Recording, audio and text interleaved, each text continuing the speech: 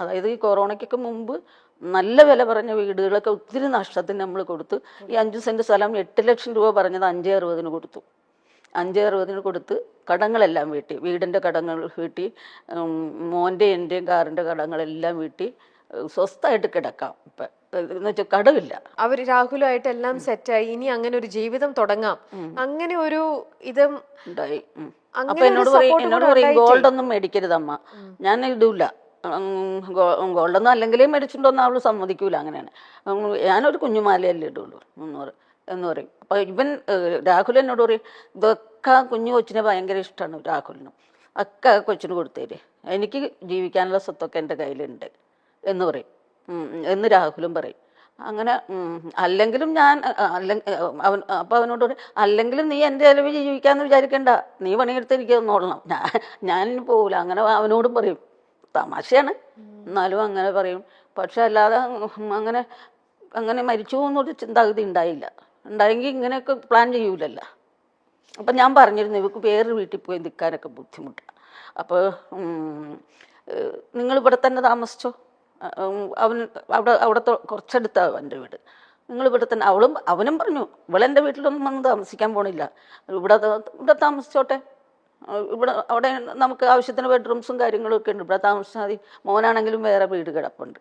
അപ്പം അങ്ങനെയൊക്കെ എന്തോ അതൊക്കെ ചെയ്യുമ്പോൾ എന്നെ എപ്പോഴും വഴക്ക് പറയായിരുന്നു, അമ്മ എന്തിനാണ് ഈ കാലത്ത് പോലെ പോകണം. അപ്പോൾ ഉച്ചയ്ക്ക് എണീറ്റ് വരും, അപ്പോൾ ഞാൻ ചായയൊക്കെ തിളപ്പിച്ച് വെച്ചിട്ടാണ് നിങ്ങൾ പോണത്. അപ്പോൾ ഫോൺ ചെയ്യും, ഇന്ന് എവിടെയാ എന്ന് ചോദിക്കും. അപ്പോൾ ഞാൻ പറയും, ഞാനിങ്ങനെ ഇന്ന സ്ഥലത്താണ് എന്ന് പറയും. അപ്പോഴത്തേക്ക് അമ്മ ഇനിയിപ്പോൾ എന്തിനാ ഇങ്ങനെ കിടന്ന് ഓടണേ എന്ന് ചോദിക്കും എപ്പോഴും. പക്ഷേ ഞാൻ അന്ന് ഓടിയില്ലായിരുന്നു, എൻ്റെ കൊച്ചിനെ ഇങ്ങനെ ചികിത്സിക്കാനൊന്നും എനിക്ക് പറ്റില്ലായിരുന്നു. എനിക്ക് ഇങ്ങനെ ഒരു സംതൃപ്തിയുണ്ട്, എനിക്ക് നോക്കാവുന്നതിൻ്റെ പരമാവധി നോക്കി എന്നുള്ളത്. പിന്നെ കൊറോണ വന്ന് കുറേ കൊല്ലങ്ങൾ, 1-2 കൊല്ലത്തോളം വെറുതെ ഇരുന്നില്ലേ, അപ്പോഴും നമുക്ക് ലോൺ കാര്യങ്ങളൊക്കെ ഇങ്ങനെ കിടക്കുകയാണ്. അന്നൊക്കെ അത് നമ്മുടെ കയ്യിൽ നമ്മളും കൂടി ജോലി ചെയ്യുന്നതുകൊണ്ട് ഉണ്ടായി, അതൊക്കെ അടച്ചു പോകാനൊക്കെ പറ്റി. അപ്പം ആകെ ഒരു ജീവിതത്തിൽ ഇനി എന്തെങ്കിലും ഒന്ന് നോക്കണം. കാരണം ജീവിതത്തിൽ ആകെ ഒരു ആശ്വാസമുള്ളത് കടമില്ല എന്നുള്ളതാണ്, കടങ്ങളൊക്കെ തീർന്നു എന്നുള്ളത്. എന്നിട്ട് അവിടെ കിടന്നിട്ടും പുള്ളിക്കാരത്തിൻ്റെ ചിന്ത ഇതൊക്കെയായിരുന്നു, അമ്മ എങ്ങനെ ലോൺ അടയ്ക്കും. ഇപ്പോൾ 2 കൊല്ലമായി നമ്മൾ അടച്ചു തുടങ്ങിയിട്ട്. അത് കഴിഞ്ഞാണ് ഒരു പ്രോഗ്രാം വന്നിട്ട് അതിൻ്റെ അപ്പോൾ ലോൺ അടച്ചു പോകും. അങ്ങനെ ചെയ്തുകൊണ്ടിരുന്ന വെച്ചാൽ വീട്ടിലെ കാര്യങ്ങളൊക്കെ അവൾ കൊണ്ട് നടക്കുക. ആ 2 കൊല്ലം കഴിഞ്ഞ് പിന്നെ അവൾക്കൊരു 4 ലക്ഷം കിട്ടി, അത് ചെയ്തുകൊണ്ടിരിക്കുകയായിരുന്നു.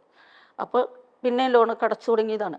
അപ്പോൾ ഇപ്പം ഇത് പറയുമ്പോൾ ഇതിൻ്റെ ഇടയിൽ കമൻറ്റ് വരാൻ പോണത്, ഞാനിന്നാൾ ഹോസ്പിറ്റലുകാരുടെ കാര്യം പറഞ്ഞപ്പോൾ അവരോട് പറഞ്ഞിട്ട് കമൻറ്റ് വന്നത്, തള്ളക്കിപ്പോഴും കാശ് മാത്രം മതി ആരാണ്ട് എഴുതി, ഒരാൾ കേട്ടോ, അല്ലാണ്ട് വേറെ ആരും അങ്ങനെ ഒരു കമൻ്റൊന്നും പറഞ്ഞില്ല. നമ്മൾ അവരുടെ അതൊന്നും നമ്മൾ നോക്കിയിട്ട് കാര്യമില്ല, നമുക്കറിയാലോ എന്തായിരുന്നു സത്യം, എന്താ നടക്കണേ, നമുക്ക് എല്ലാവരും വീട് ഞാൻ പറഞ്ഞ നീ പേടിക്കണ്ട. അപ്പൊ ഇനി മാറ്റി വെക്കുമ്പോൾ നമുക്ക് നല്ല പൈസയാവും, കുറെ പൈസയാവും.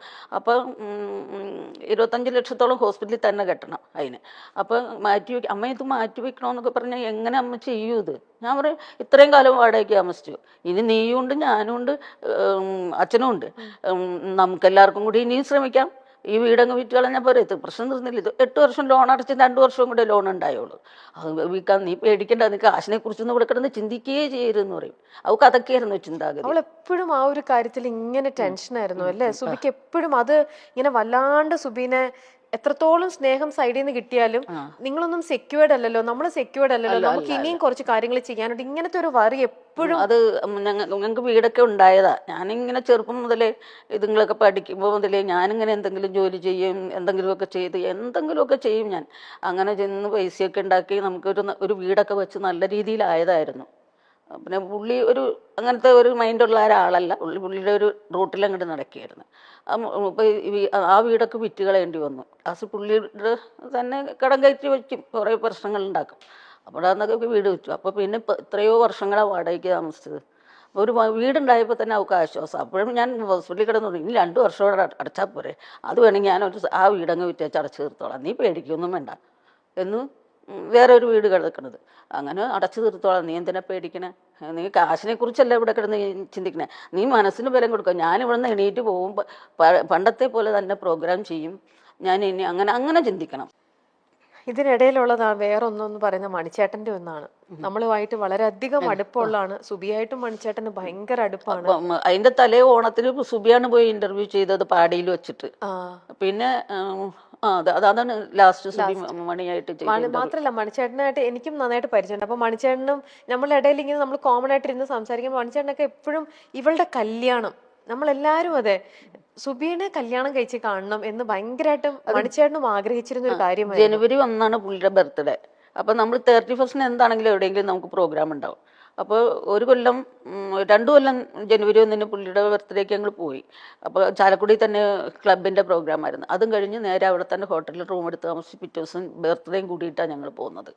പിന്നെ മണി, നാദിർഷ, ദിലീപ്, ഭാവന ഇവർ എല്ലാവരും കൂടി ഒരു ട്രിപ്പ് പോയി അമേരിക്ക. ഒരു ട്രിപ്പ് പോയിട്ട് അവിടെ വച്ച് സുബി സ്കിറ്റ് ചെയ്തേച്ച് ഇറങ്ങിയിട്ട് ഓടി എല്ലാം അടുക്കി വെച്ചിട്ട് പോകും. സാരി തന്നെ കുത്തിയൊക്കെ വെച്ചിട്ട് വേണം. അടുത്തത് ഡാൻസിന് കയറും. അപ്പോൾ ഡാൻസിന് ദേവിചന്ദനെയും പാരീസ് ലക്ഷ്മി ഇവർ 3 പേരും കൂടെയാണ് ഡാൻസ് കളിച്ചത്. അപ്പം ഇങ്ങനെ ഡ്രസ് അതല്ല, അതാ ട്രിപ്പല്ല, പിന്നത്തെ ഒരു ട്രിപ്പാണ്. ഇങ്ങനെ 8 എൻട്രി ഇട്ടുണ്ട് സുബിക്ക്. അപ്പോൾ സുബി ഒരു ഡൈവൊക്കെ ചെയ്യണ ശ്രീറാം എന്ന് പറഞ്ഞ തമിഴിലുള്ള ഒരു ആളാണ് കൊറിയോഗ്രാഫി ചെയ്തത്. അപ്പോൾ ഇങ്ങനെ വായുവിൽ കറക്കിയാണ്, നിലത്ത് നിന്നല്ല അതിൻ്റെ ഡാൻസ്. അത് കണ്ടപ്പോൾ ദിലീപിനും നാദർഷിക്കൊക്കെ പേടിയായി. വല്ലതും ഒന്ന് പറ്റിപ്പോയാൽ പിന്നെ ബാക്കിയുള്ളതിലൊക്കെ സുബിയുണ്ടേ. അപ്പം ഇവളുടെ ഈ ആ സ്റ്റേജിനുള്ള ഡെഡിക്കേഷനൊക്കെ കണ്ടപ്പോഴത്തേക്കും മണി ഒരു ദിവസം രാത്രി എന്നെ വിളിക്കുകയാണ്, ഞാൻ ഇങ്ങനെ സ്റ്റേജിനോട് ഇത്ര ഡെഡിക്കേഷനോട് ഒരു കൊച്ചിനെ കണ്ടിട്ടില്ല. അതുകൊണ്ട് അവളിൽ അത്ര ആത്മാർത്ഥമായിട്ട് നിന്നു ഞങ്ങളുടെ കൂടെ. അതുകൊണ്ട് അവളുടെ കല്യാണത്തിന് അതാണ് ഈ 10 പവൻ കൊടുക്കുമെന്ന് പറഞ്ഞ് ശ്രീകണ്ഠൻ നായരൊക്കെ പറയുന്നത്. 10 പവൻ കൊടുക്കുമെന്ന് പറഞ്ഞു. അത് കഴിഞ്ഞ് ഞങ്ങൾ എയർപോർട്ടിൽ വന്നിറങ്ങിയപ്പോഴും എന്നോട് പറഞ്ഞു, ഇവളെ വേഗം കല്യാണം കഴിപ്പിക്കണം, ഇവക്ക് 10 പവൻ തരുമെന്ന് ഞാൻ അന്ന് കള്ളുപിടിച്ചിട്ട് പറഞ്ഞൊന്നും അല്ല, ഞാൻ തന്നിരിക്കും. അത്രയും ഡെഡിക്കേറ്റഡ് ആണ് ഇവള് സ്റ്റേജിനോട് എന്ന് പറയും. അന്നൊക്കെ നല്ല വണ്ണമൊന്നും വെച്ചിട്ടില്ല, ആരോഗ്യമുണ്ട്. അങ്ങനെ സ്റ്റേജ് ഷോ ആയിരുന്നു പുള്ളിക്കാരത്തിയുടെ എല്ലാം. അതെ. അപ്പൊ സുബിക്ക് മണിച്ചേട്ടന്റെ മരണം കേട്ട് കഴിഞ്ഞപ്പോ അവള് അയ്യോ ഭയങ്കര വിഷമായിരുന്നു. പോയില്ല, അല്ല ഉണ്ടായില്ല. സുബി പിഷാരടി ഒന്നും ഉണ്ടായില്ല. ഇവര് തിരുവനന്തപുരത്തിന് പോയിക്കൊണ്ടിരിക്കുമ്പോഴാണ്. എന്നിട്ട് ഞാനും പുള്ളിയും കൂടെ പോയിട്ടുണ്ടായി മണിയുടെ അടുത്ത്. അവിടെ ആൾക്കാർ ബഹളം ഉണ്ടാക്കി ആ ഡെഡ് ബോഡി വരെ എടുത്ത് താഴെയിട്ട് ഇങ്ങനെ നിയന്ത്രിക്കാനൊന്നും ആരും ഉണ്ടായില്ല. അപ്പോൾ ഞങ്ങൾക്ക് കാണാനൊന്നും, മുകളിൽ നിന്ന് അവിടെ ഒരു AC റൂം ഉണ്ടായി, അവിടെ നാദൃശ്യം ഞങ്ങളൊക്കെ ഇരുന്ന്, പിന്നെ അവിടെ നിന്നൊന്നും കാണാനേ പറ്റൂല, അല്ലാണ്ട് അടുത്തൊന്നും പോകാൻ പറ്റൂലായിരുന്നു. അത്ര തിരക്കും ബഹളമായിപ്പോയി. സുബി പിഷാരടിയൊക്കെ വഴിയിലായിരുന്നു. സുബിയുടെ കാര്യം പറയുമ്പോഴേ ഇന്നും അമ്മയുടെ മനസ്സിലേക്ക് വരുന്നത് ആ അവസാന നിമിഷം കുഞ്ഞു പറഞ്ഞ പോലെ മൂക്കിൽ പഞ്ഞി വെച്ച് കിടക്കാന്ന് പറയണ ആ സുബിയുടെ മുഖമാണോ അമ്മയുടെ മനസ്സിലേക്ക് വരുന്നത്, അതോ ഇപ്പം അതാ വരുന്നത്? പക്ഷെ എനിക്ക് അങ്ങനെ വരരുത്, അവളുടെ മറ്റുള്ള അത് കാണാതിരുന്നെങ്കിൽ നമുക്ക് ഇത് ഇപ്പൊ വരുന്നത് അതാണ്.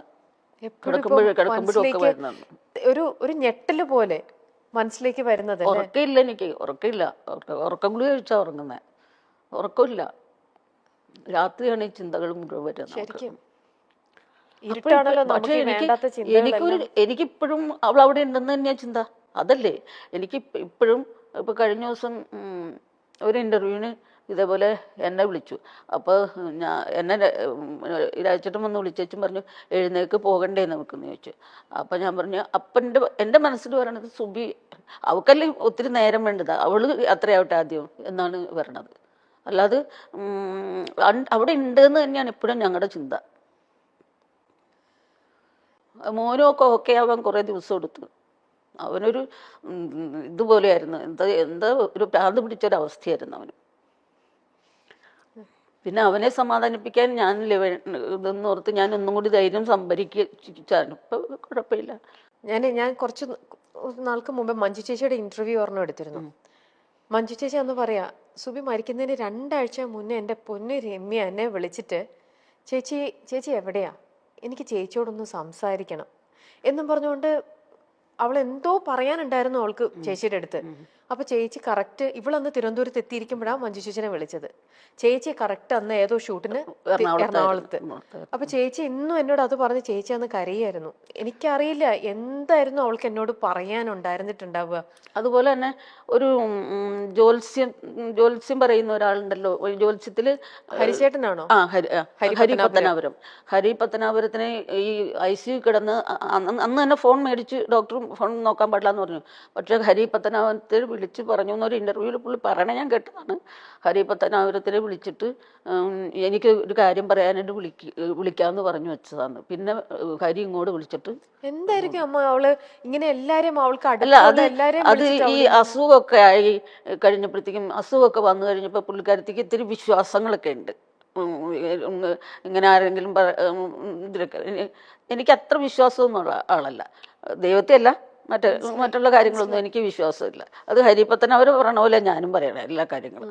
അപ്പം ഹരി അങ്ങനെ ഒരു ഇന്റർവ്യൂവിൽ പറയണ കേട്ടു. പക്ഷെ പുള്ളിയുടെ നമ്പർ എൻ്റെ കയ്യിൽ ഉണ്ടായില്ല, അല്ലെങ്കിൽ ഞാനൊന്ന് വിളിച്ചേനെ. എന്താ ഞാൻ തരാലോ ഹരിചേട്ടന്റെ നമ്പർ അമ്മയ്ക്ക്.